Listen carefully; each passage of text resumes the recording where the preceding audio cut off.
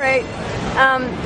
We're in San Francisco. I'm with Robb Benson, and he's an occupier in Occupy San Francisco at 101 Market, the Federal Reserve Building, the center of the belly of the beast, which is right here, surrounded by a bush, very green background. And where are you from, Robb?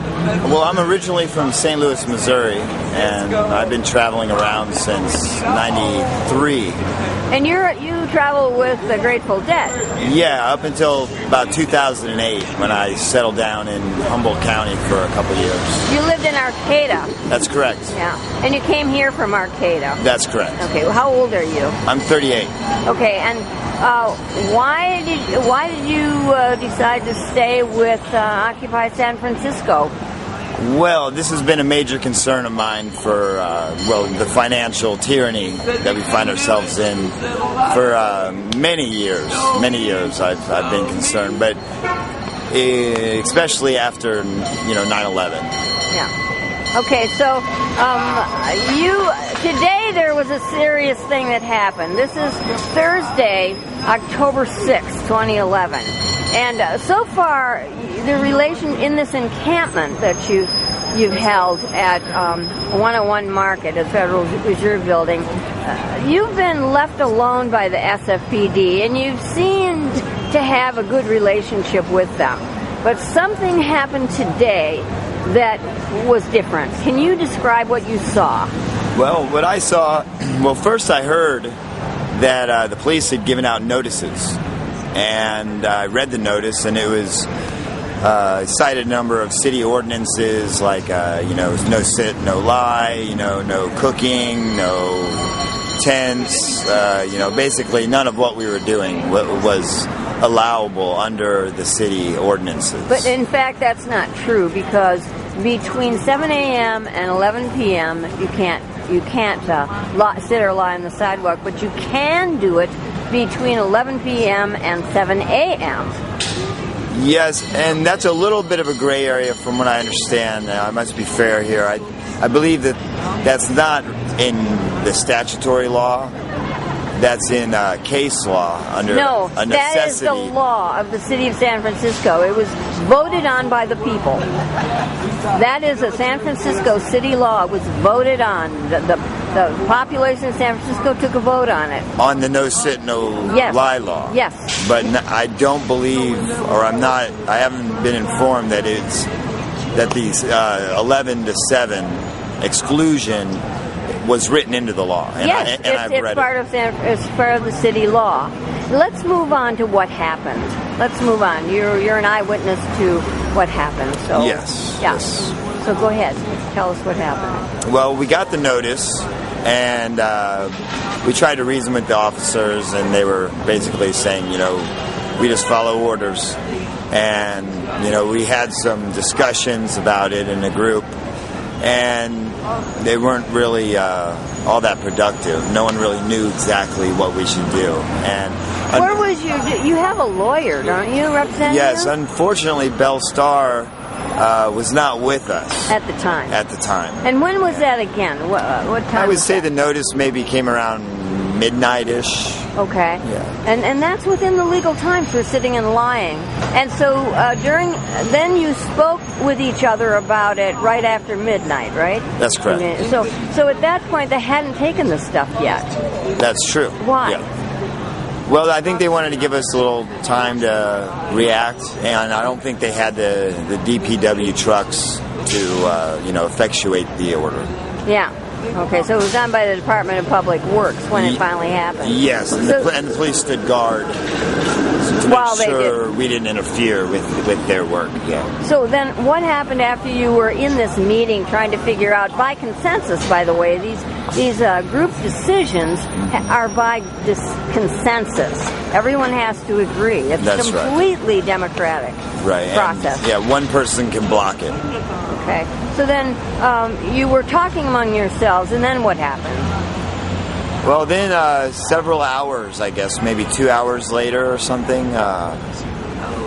DPW showed up and the police started forming their line, and they just started throwing stuff into the trucks, you know. They just came and grabbed your stuff? Yeah, they grabbed everything. The kitchen items, food, clothing, blankets. You know, it rained last night. You know, tents, everything that was here. And so they just grabbed them from you and put them in the DPW truck. Yes, they seized them, and I would assert without probable cause. You weren't served any papers or anything? Well, we had notice, but not probable cause, and definitely not a warrant.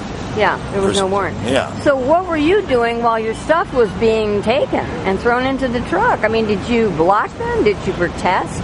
Well, I actually... not you in particular, but the group. Well, no, the group did not really contest physically, you know, verbally. You know, we exercised our First Amendment rights. And you said something. Yeah, many people were yelling. I was, you know, I was videoing just to make sure nothing really bad happened. Excellent. You know, and some bad things did happen. What bad things happened? Well, a girl got assaulted by one of the officers. How did that happen? Describe what he did. Well, I was at a distance, but the people close up said that, you know, the officer basically just, you know, came at her and wanted her to move, and basically struck her in the chest, and it knocked her back and on the ground pretty forcefully, you know, more than what was needed. She wasn't advancing on him, you know. She was, you know, but it was excessive force. It was unprovoked. Unprovoked excessive force, yes. And what was the other bad thing that happened? Another guy was manhandled pretty bad. You know, he was a bigger guy. You know, I don't think he got hurt so much, but I wasn't a witness to that, so I couldn't say. What did you hear that they did to him when you say manhandled? Well, I think they just threw him around, kind of, you know, without provocation. And then I saw another guy getting beaten on the ground with a bunch of cops on top of him. So was this fist beating? It looked like it from where I was. You know, they keep a perimeter, and they don't like you to get, you know, too close. Were you videoing that at the time? Yes. And you videoed what? The backs of the police punching the guy, or what did you get on video? I was kind of off to the side. I had an angle on it, and you could, you know, there was a number of officers on top of them, you know, just twisting them up into a pretzel, and they appeared to be striking him. And, you know, I don't know what he did. No one was being violent in any manner. No, as a matter of fact, you've come out and said assertively that this is a peaceful movement. Yes. I mean, yes. And Wall Street, the Occupy Wall Street has that this is a sympathy occupation with has publicly stated this is peaceful. Right. And you've held to that in Occupy San Francisco, haven't you? Yes, yeah. Yes. We've definitely held to that. And we've had a good relationship up until this point with the police. And, you know, something happened yesterday. There's been different rumors, and What rumors? Theories. Tell us about the rumors. Well, there was a rumor that the mayor drove by and didn't quite like what he saw. Ed Lee. Yes. Wow. Yes. But, you know, that's unconfirmed. What other rumors? Some people called, I believe some people called the city hall, and they could neither confirm or deny it, apparently. Another was that it was the Southern District, I don't know what he'd be. Police chief? Yeah, I don't know if he'd be a chief. He might... Commander? Yeah. Something like that. Yeah. Whoever's in charge of the Southern District. Not the San Francisco police chief. I believe his name's Sewer. Yes, Greg Sewer. Yeah. I believe his office directly denied...